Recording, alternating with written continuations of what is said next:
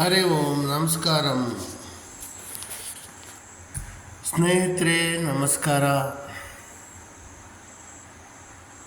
ಈ ಅಹಿಂಸಾ ಫಾಲೋ ಮಾಡೋದ್ರಿಂದ ಏನು ಫಲ ಮತ್ತು ಯಾರಿಗೆ ಮೋಕ್ಷ, ಯಾರಿಗೆ ನರಕ, ಯಾರಿಗೆ ಸ್ವರ್ಗ, ಯಾರಿಗೆ ನರಕ, ಇದನ್ನು ಸರಿಯಾಗಿ ತಿಳ್ಕೊಳ್ಬೇಕು ಅಂದರೆ, ಈಗ ಫಾರ್ ಎಕ್ಸಾಂಪಲ್ ಒಬ್ಬ ಕಳ್ಳ ಕದ್ಕೊಂಡು ಹೋಗ್ತಾನೆ, ಅವನಿಗೆ ಯಾವ ಶಿಕ್ಷೆ ಇರುತ್ತೆ? ಅವನು ಮತ್ತೊಂದು ಸಾರಿ ಅವನು ಈ ಜನ್ಮ ಅಥವಾ ಮತ್ತೊಂದು ಜನ್ಮದಲ್ಲಿ ಅವನು ಕಳ್ಕೊಳ್ಬೇಕಾಗತ್ತಷ್ಟೆ, ಕದ್ದವನು ಅಷ್ಟೇ, ಬಿಟ್ಟರೆ ಬೇರೆ ಏನಿಲ್ಲ. ಆದರೆ ಈ ರೇಪ್ ಮಾಡಿದವ್ರಿಗೇನು ಶಿಕ್ಷೆ ದೇವ್ರು ಕೊಡೋದು? ಅಥವಾ ರೇಪು ಒಂದೇ ಅಲ್ಲದೆ ಮರ್ಡರ್ ಮಾಡಿಬಿಡ್ತಾರಲ್ಲ, ಅವರಿಗೇನು ಶಿಕ್ಷೆ ಇರುತ್ತೆ? ಸರಿಯಾಗಿ ತಿಳ್ಕೊಳ್ಬೇಕು ಅಂದರೆ, ಇದು ಯಾರು ರೇಪನ್ನು ಮಾಡ್ತಾರೋ ಅವರಿಗೆ ಈ ಸಾಮಾನ್ಯ ಮಾನವರಾದಂತಹ ನ್ಯಾಯಾಧೀಶರು ಇರ್ಬೋದು, ಪೊಲೀಸ್ ಅಧಿಕಾರಿಗಳಿರ್ಬೋದು, ಅಥವಾ ರಾಜಕೀಯ ವ್ಯಕ್ತಿಗಳಿರ್ಬೋದು, ಅಥವಾ ಈ ಜನಸಾಮಾನ್ಯರು ಇರ್ಬೋದು, ಅವರು ಯಾರು ಕೊಟ್ಟ ಶಿಕ್ಷೆಯೂ ಅದು ದೊಡ್ಡದಲ್ಲ. ಮಾನವರು ಕೊಡುವಂತಹ ಶಿಕ್ಷೆ ಇದು ಎಷ್ಟು ಸತ್ಯನೋ ಎಷ್ಟು ಮಿಥ್ಯನೋ ಇದೆಲ್ಲ ಸುಮ್ಮನೆ ಮಾನವನು ಶಿಕ್ಷೆ ಕೊಡಲಿಕ್ಕೆ ಅವನ್ಯಾರು? ದೇಶದಲ್ಲಿ ಒಂದು ಕಾನೂನು ಅಂತ ಇರುತ್ತೆ, ಕಾನೂನನ್ನು ಮಾಡಿದವರು ಮಾನವರೇ. ಹಾಗಾಗಿ ಇಲ್ಲಿ ಸಾಕ್ಷಿ, ಆಧಾರಗಳು, ಎವಿಡೆನ್ಸು ಇವೆಲ್ಲವೂ ಪೇಪರು ಮೂಲಕ ಅಥವಾ ಯಾವುದೋ ಒಂದು ಇದರಿಂದ ಸಾಕ್ಷಿಗಳು ಬೇಕಾಗತ್ತೆ. ಆದರೆ ಯಾವ CC ಕ್ಯಾಮರಾ ಇರಲ್ಲ, ಏನೇನು ಇಲ್ಲದೆ ಇದ್ರೂ ಆ ಭಗವಂತ ಅವನ ಕಣ್ಣನ್ನು ಕಟ್ಟಲಿಕ್ಕೆ ಯಾರಿಂದಲೂ ಸಾಧ್ಯ ಇಲ್ಲ. ಅವನನ್ನು ಕಣ್ಣು ತಪ್ಪಿಸಿ ಯಾರು ಯಾವ ಕೆಲಸವೂ ಮಾಡೋದಕ್ಕೆ ಆಗೋದು ಇಲ್ಲ. ಹಾಗಾಗಿ ಇಲ್ಲಿ ಹೆಚ್ಚಿನದಾಗಿ ಶಿಕ್ಷೆಗಳು ಸಿಗೋದು ಯಾರಿಗೆ ಅಂದರೆ, ಒಂದು ಮರ್ಡರ್ ಮಾಡಿದವರು. ಅಂದರೆ ಮರ್ಡರ್ ಅಂದರೆ ಮನುಷ್ಯರನ್ನು ಕೊಂದರೆ ಮಾತ್ರ ಅದು ಮರ್ಡರ್ ಅಲ್ಲ. ಒಂದು ಮರವನ್ನು ಸಾಯಿಸಿದ್ರು ಅದು ಮರ್ಡರೇ, ಒಂದು ಗಿಡವನ್ನು ಸಾಯಿಸಿದ್ರು ಅದು ಮರ್ಡರ್, ಅಥವಾ ಯಾವುದೇ ಒಂದು ಸೊಳ್ಳೆ ಕೊಂದರೂ ಅದು ಮರ್ಡರೇ. ಆ ಭಗವಂತನ ದೃಷ್ಟಿಯಲ್ಲಿ ಅವೆಲ್ಲವೂ ಪಾಪವೇ. ಸೊಳ್ಳೆ ಕೊಂದರೂ ಪಾಪ, ಕುರಿ ಕೋಳಿ ಮೀನುಗಳನ್ನು ಕೊಂದರೂ ಪಾಪವೇ. ಅಂಥವರಿಗೂ ಸಹ ಸ್ವರ್ಗ ಇಲ್ಲ, ನರಕವೇ ಪ್ರಾಪ್ತಿ. ಹಾಗೆಯೇ ಸರ್ಕಾರಿ ಉದ್ಯೋಗಗಳು, ಏನು ಸರ್ಕಾರ ಅಥವಾ ದೇಶಕ್ಕೆ ನಾವು ಒಳ್ಳೆಯದನ್ನು ಮಾಡ್ತೀವಿ ಅಂತ ಹೇಳಿ, ಈಗ ಸೈನಿಕರು ಇರ್ತಾರೆ, ದೇಶದ ಸೈನಿಕರು ವೀರ ಸ್ವರ್ಗ ಅಂತ ಹೇಳ್ತಾರೆ. ಯಾವುದೋ ಒಬ್ಬ ಸೈನಿಕರು ತೀರ್ಕೊಂಡ್ರೂ ಅದು ಈ ಯುದ್ಧದಲ್ಲಿ ಅದು ವೀರ ಸ್ವರ್ಗ ಅಂತಾರೆ. ಆದರೆ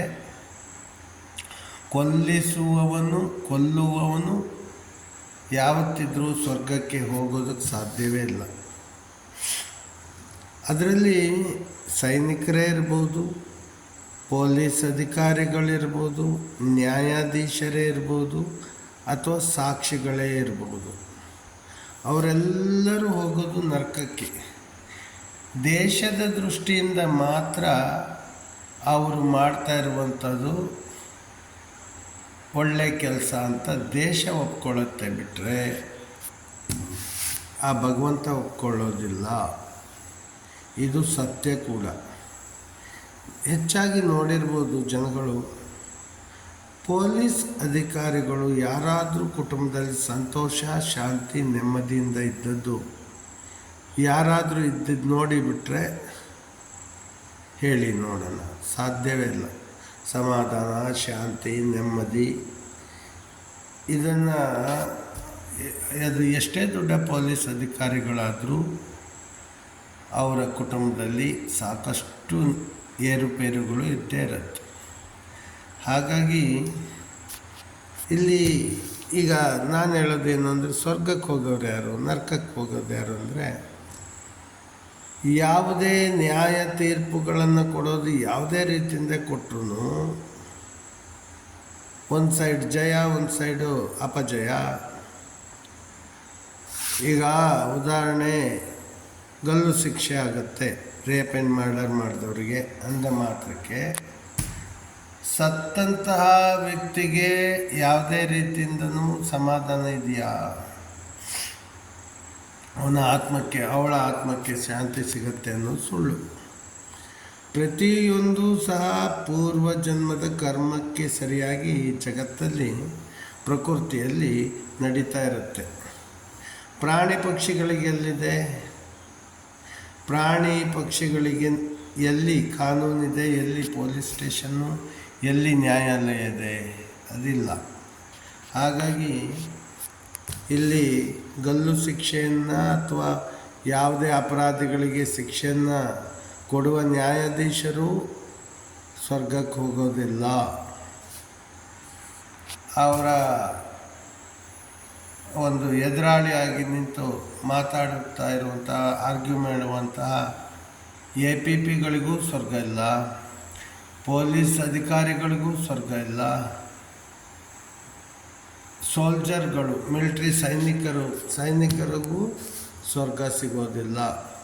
ದೇಶದಲ್ಲಿ ಹೆಸರು ಮಾತ್ರ ಬರುತ್ತೆ ಬಿಟ್ಟರೆ ಈ ಲೌಕಿಕ ಜೀವನದಲ್ಲಿ ಅವರು ಟಾಪ್ ಲೆವೆಲ್ ಆಗ್ತಾರೆ. ಆದರೆ ಅಲೌಕಿಕ ಜೀವನದ ಪ್ರಕಾರ ಹೋಗಿಬಿಟ್ರೆ ಸತ್ತ ನಂತರ ಯಾರಿಗೂ ಒಂದು ಪಕ್ಷ ಹುಟ್ಟು ಸಾವು ಇದನ್ನು ನಂಬದೇ ಇದ್ದರೂ ಸಹ ಯಾರೇ ಆಗಲಿ, ಆದರೆ ಇಲ್ಲಿ ಮಾಡಿದಂತಹ ಕರ್ಮಕ್ಕೆ ಸರಿಯಾಗಿ ಫಲ ಸಿಕ್ಕೇ ಸಿಗತ್ತೆ, ಅದು ಸತ್ಯ ಕೂಡ.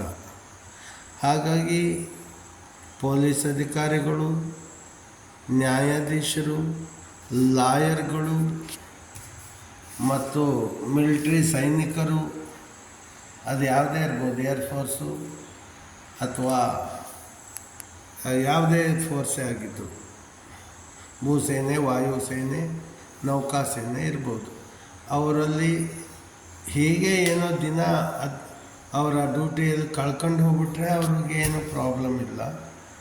ಯುದ್ಧ ಮಾಡಿದಂತಹ ಜನರು ಯಾರೇ ಇರ್ಬೋದು, ಇನ್ನೊಬ್ಬನನ್ನು ಕೊಂದಾಗ ಅಂಥವರಿಗೆ ವೀರ ಸ್ವರ್ಗ ಅಂತಾರಲ್ಲ, ಅದು ಸುಳ್ಳು. ಅಂದರೆ ವೀರ ಮರಣ ಪಡಿತಾರೆ, ಅದು ದೇಶಕ್ಕೋಸ್ಕರ. ಅಷ್ಟು ಬಿಟ್ಟರೆ ಅವ್ರಿಗೆ ಸ್ವರ್ಗ ಸಿಗತ್ತೆ ಅನ್ನೋದು ಸುಳ್ಳು. ಮತ್ತು ಪೊಲೀಸ್ ಡಿಪಾರ್ಟ್ಮೆಂಟ್ನವರಿಗೆ ಅವರು ಸಹ ಹಾಗೆ ಏನೋ ಡ್ಯೂಟಿ ಇರಲ್ಲಿವರೆಗೂ ಏನು ಅವರು ಇನ್ನೊಬ್ಬರಿಗೆ ಶಿಕ್ಷೆ ಕೊಟ್ಟಿಲ್ಲ, ಶಿಕ್ಷೆ ಕೊಡಿಸಿಲ್ಲ ಅಂತ ಹಾಗೆ ಹೇಗೋ ದಿನಗಳು ದೂಡಿ ಹೋಗಿಬಿಟ್ರೆ ಅವರು ಹೇಗೋ ಬಚಾವಾಗ್ತಾರೆ. ಇಲ್ಲಾದರೆ ಅವರು ಸಹ ನರಕಕ್ಕೆ ಹೋಗ್ತಾರೆ. ನ್ಯಾಯಾಧೀಶರು ಸಹ ನರಕಕ್ಕೆ ಹೋಗೋದು, ಸಾಕ್ಷಿದಾರರು ನರಕಕ್ಕೆ ಹೋಗ್ತಾರೆ. ಇದು ಸತ್ಯ. ಅವರು ನ್ಯಾಯಪರನೇ ಇರಲಿ, ಅನ್ಯಾಯಪರವೇ ಇರಲಿ, ಅವರುಗಳಿಗೆ ಸ್ವರ್ಗ ಸಿಗೋದಿಲ್ಲ. ಹಾಗಾಗಿ ಸತ್ಯ, ಧರ್ಮ, ಅಹಿಂಸಾ, ದಾನ, ಧರ್ಮಗಳನ್ನು ಮಾಡಿ ಬದುಕೋದ್ರಿಂದ ಮನುಷ್ಯ ಪರಿಪೂರ್ಣವಾದ ಜೀವನವನ್ನು ಸಾಗಿಸಬಹುದು.